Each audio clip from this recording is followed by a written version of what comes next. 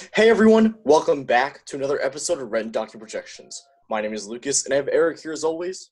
Hey guys. And today, we'll be looking deep into the 2020 North Carolina Senate race. We'll be taking a look at the candidates, fundraising, polling, and we'll see who we believe will win this election. Now, with that being said, let's get right into it.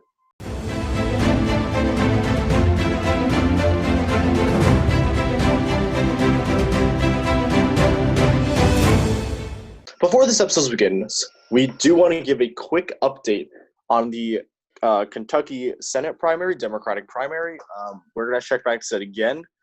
Charles Booker has taken the lead. If you don't remember, Charles Booker is the progressive candidate, and Amy McGrath was widely expected to win, but he has taken the lead now. The Jefferson County, which is where Louisville is, which is a pretty good stronghold for Charles Booker, has been 100% counted. We are at 39% of the votes in. We still have to wait for those mail-in ballots to come in this week to see who wins. Again, the winner faces current Senate Majority Leader Mitch McConnell. I think our general consensus is that if Charles Booker wins, this Senate seat goes from likely R to probably safe R because the Kentucky's solid red, and there's not really a shot that they're going to vote for a progressive, let alone even a moderate pretty much a moderate Amy McGrath. So, again, if Charles Booker does win this race, we'll be moving this state from likely R to safe R. All right, so we're back here at the 2020 North Carolina Senate race. Let's give some background first. Tom Tillis was elected in 2014. He previously served as the Speaker of the House of Representatives of North Carolina. He is currently a relatively unpopular senator. North Carolina is a state that has a pretty large African-American electorate. Those people usually do vote for the Democratic candidate here. However, North Carolina has not went to a Democrat in a presidential election, at least, since 2008 when Obama took it. North Carolina is generally considered to be a battle state. They have a Democratic governor, Roy Cooper, but the state really does swing from left to right. Eric will be giving you background on Tom Tillis. Tillis actually has experience from quite a few different fields. So we can start from the very beginning. He actually used to work in an insurance company. And then from there, he actually ended up in a role in the House of Representatives, which gives him a little bit of political experience. And then he moved on, and he did unexpectedly win the 2014 election for the Senate. This was a huge shock to everyone because he kind of came out of nowhere and he just won. So he is an incumbent for the 2020 election, which is giving him that incumbency advantage. He is a fairly Republican senator. You know, he the typical Republican views, opposing abortion, opposing the Affordable Care Act and other economically conservative and like pro-Second Amendment. So he is a fairly Republican senator, and a lot of people of North Carolina do appreciate that and are in support of him. But his competitor, Cal Cunningham, is also highly approved by the Democrats, which Lucas will be talking about as well. Mm-hmm. Just to add to some more on Tom Tillis, yes, he's formerly served in the North Carolina House of Representatives. He also was the Speaker of the North Carolina House of Representatives. Right now, let's head to Cal Cunningham. He actually has not that much political experience. He served as a state senator, as it says here, for only 2 years, and this was from 2001 to 2003. So this was not recent. This was nearly 20 years ago. He also does have military experience. He is currently, I believe, a lieutenant colonel. So that is maybe going to help him a bit. Giving him experience. State senator does rank in the bottom tier of my political experience tier. But I do think it's probably solid to run for senator after you're a state senator.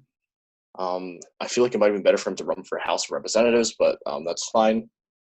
It also says that he is a candidate. He was a candidate for the 2010 U.S. Senate race. That might help him a bit because he might have a little bit of name recognition, but nothing's really too certain. As it says here, he has won the primary already, so he will be facing off against Tom Tillis. So I just want to see endorsements here. Cal Cunningham obviously does have a lot of endorsements. We have Barbara Boxer. This was before Kamala Harris served. She was the senator from the state of California. Oh, interesting. Was actually endorsed by Tim Kaine and Amy Klobuchar. These two are pretty big names. Tim Kaine obviously was the vice presidential candidate in 2016. Dick Durbin, the minority whip. So that's actually really interesting to kind of see here. So obviously he does have a lot of support, which could really be beneficial to him. Obviously polling shows he won. He won by a pretty decent margin, 56-34. Erica Smith, if I remember correctly, was also a state senator. Yes. Mm-hmm. So pretty decent margin. Now, third-party candidates we don't need to talk about here. They don't really have that much of a chance here. Now, let's talk about general election. General election will be pretty interesting, actually. We have most of these sources put the state as a toss-up.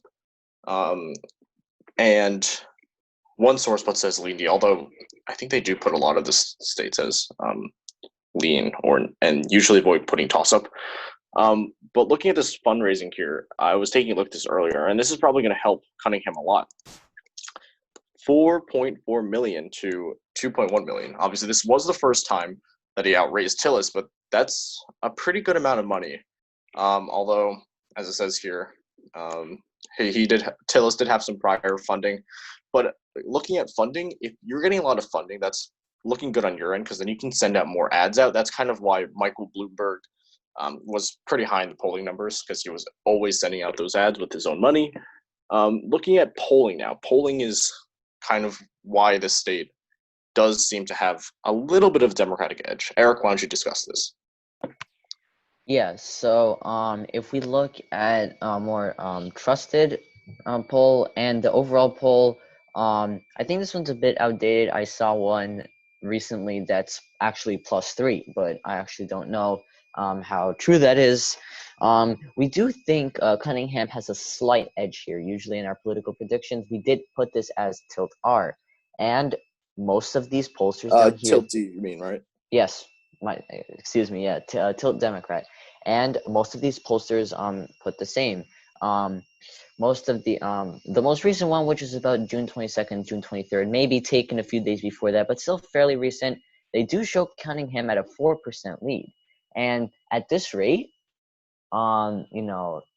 there's no reason why that number has to decline.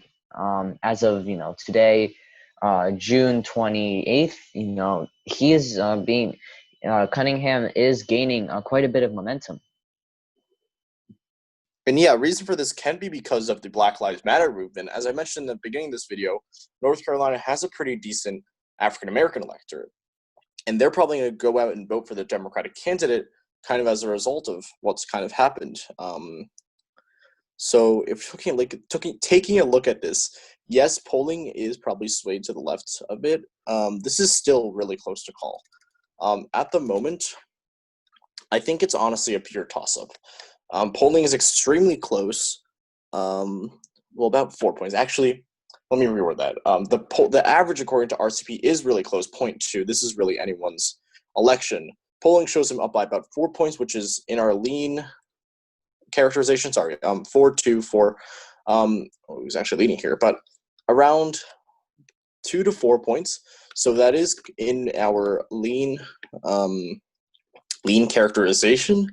So I do think Cunningham definitely has a slight edge here. I actually do want to head back to the previous election. This was in 2014. This was where we had Kay Hagan, the incumbent, against Tom Tillis, who is now the incumbent. This was a relatively close race, people thought. However, polling did show otherwise. Polling did have Hagan up by a good amount for some of these polls, but yeah, this is similar to what we're having right now here. Results were close. This was about a 1-point victory here. So heading back to the top, though, although it was a toss-up, people did think that Kay Hagan had a slight edge. But obviously she did end up losing, so polling might not be completely accurate for 2020, but I guess we'll see and find out in November. I think what else we should do is we should probably also visit the JHK forecast as well as other forecasters. Let's just take a look at JHK for today.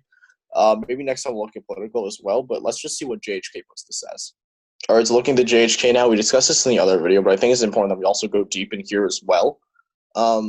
They project a 2-point victory, well, less than a 2-point victory for Cal Cunningham, 57-43.